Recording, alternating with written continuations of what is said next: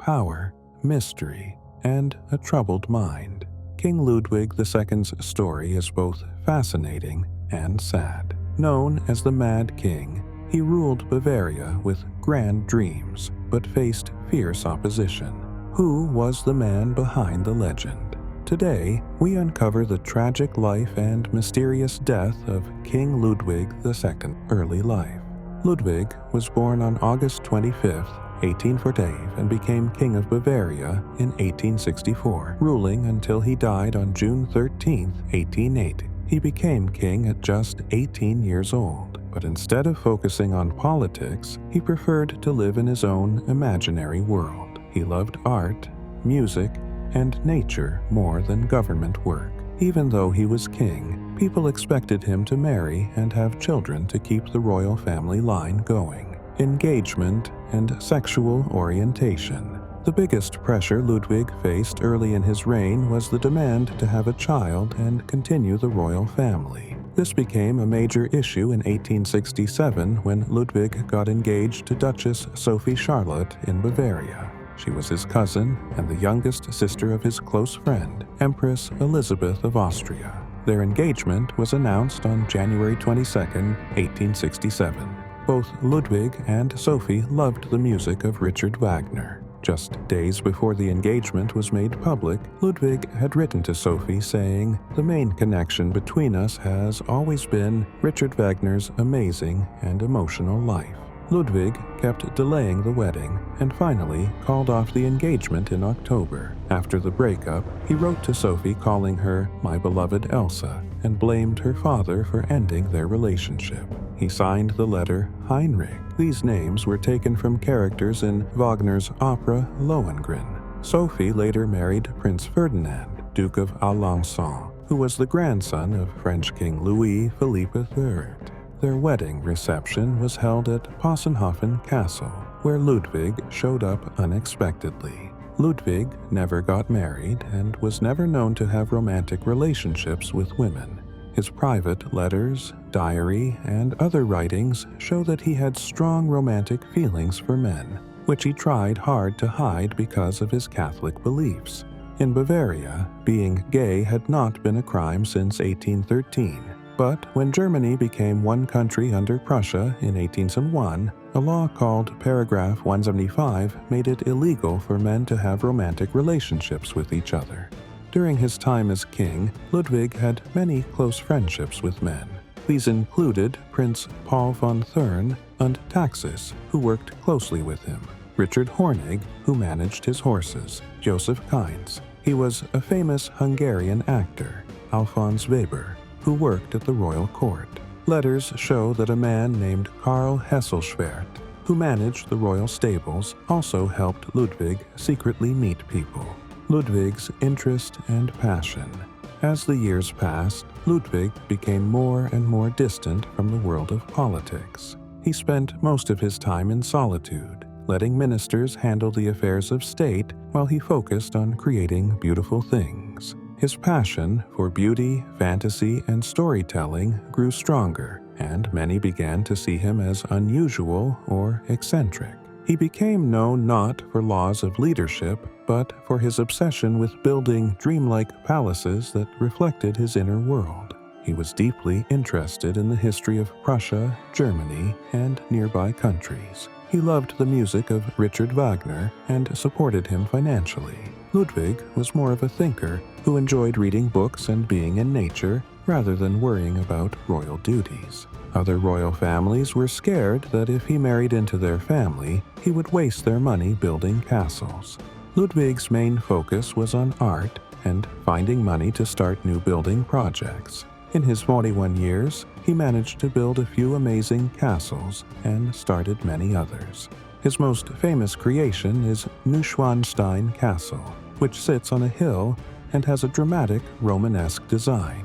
This castle even inspired the design of castles in Disneyland. Ludwig also built the Winter Garden at the Residenz Palace in Munich, Linderhof Castle in a fancy French Rococo style with beautiful gardens, Herrenchiemsee, a copy of the Palace of Versailles, Schachen King's House, and several smaller projects that were never finished.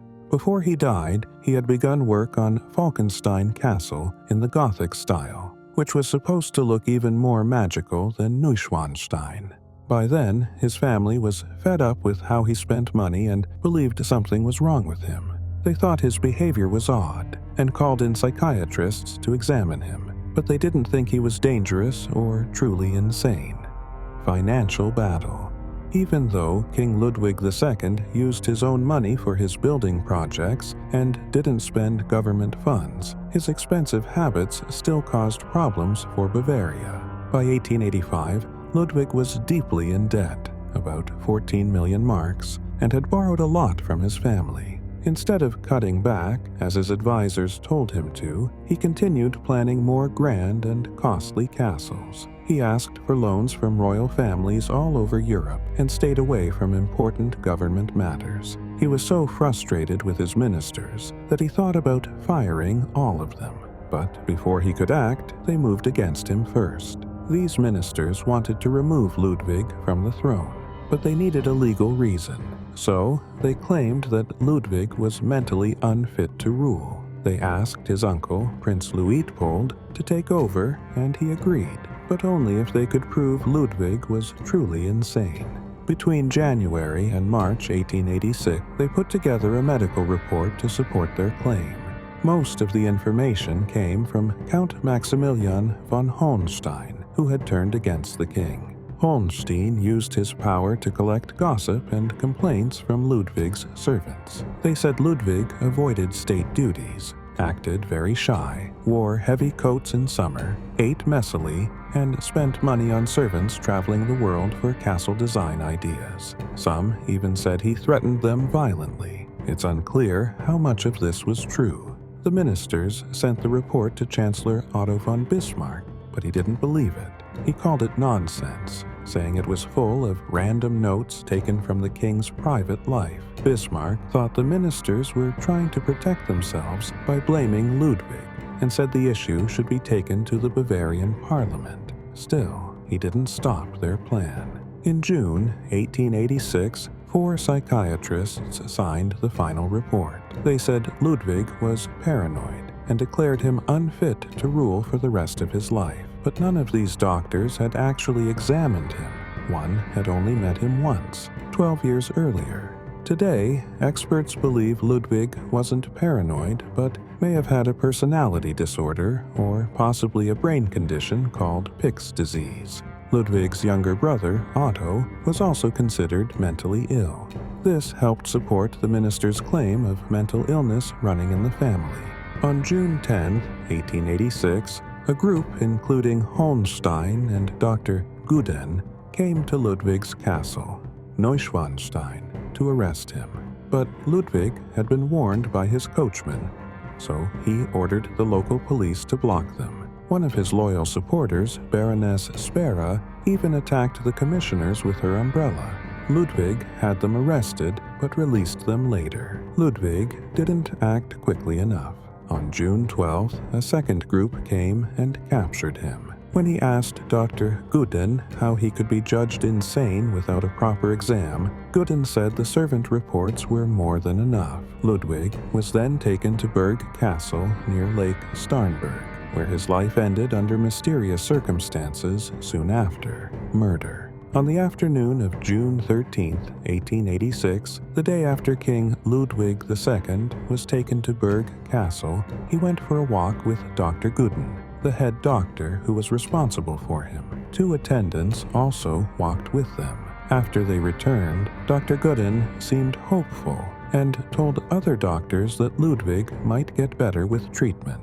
Later that evening, around 6 p.m., Ludwig asked Dr. Guden to go for another walk, this time near Lake Starnberg in the park near the castle. Dr. Guden agreed and told the assistants not to come with them.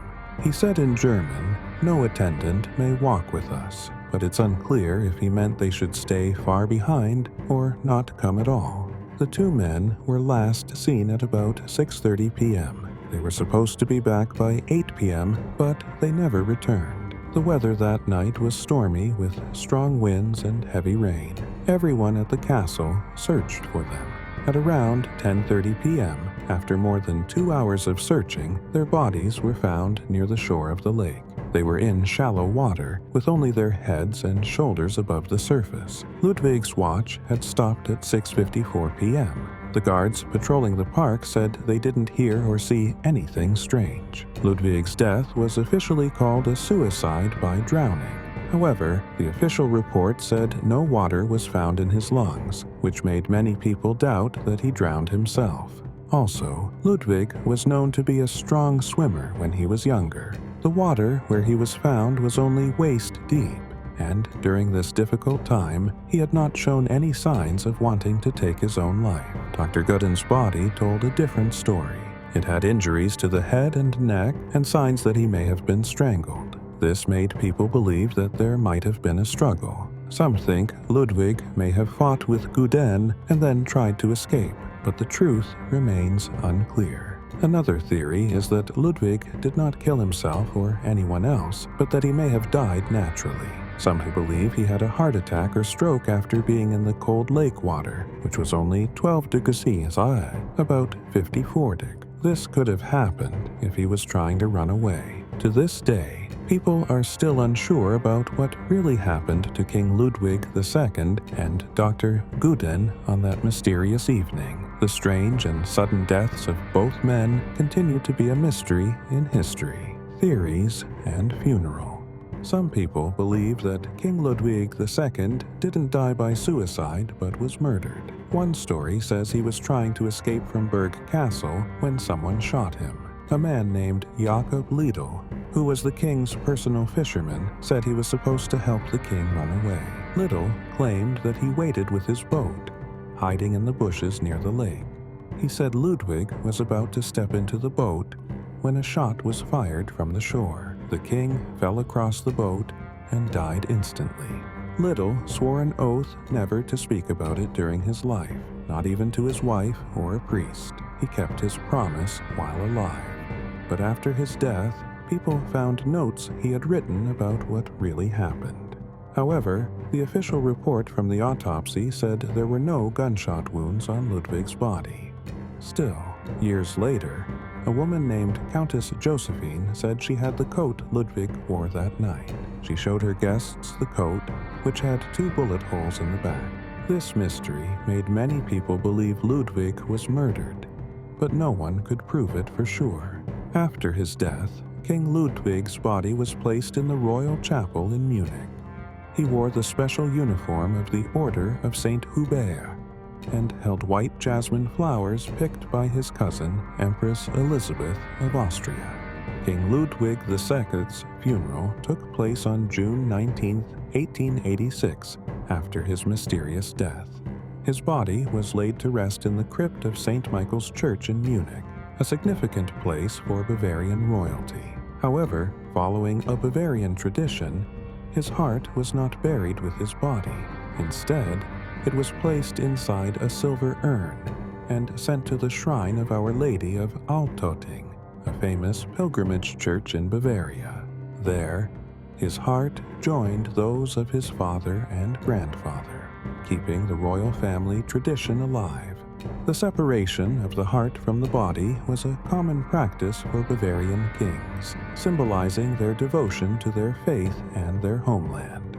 The heart, seen as the seat of emotions and spirit, was kept in a special place of honor to show respect and remembrance. 3 years after Ludwig's death, a small memorial chapel was constructed near the site where he had died by Lake Starnberg. A simple cross was also placed in the lake itself, marking the tragic spot. This chapel serves as a peaceful reminder of the king's life and his mysterious passing, attracting visitors who want to pay their respects or learn more about his story. Every year on June 13th, the anniversary of Ludwig's death, a remembrance ceremony is held at this lakeside chapel.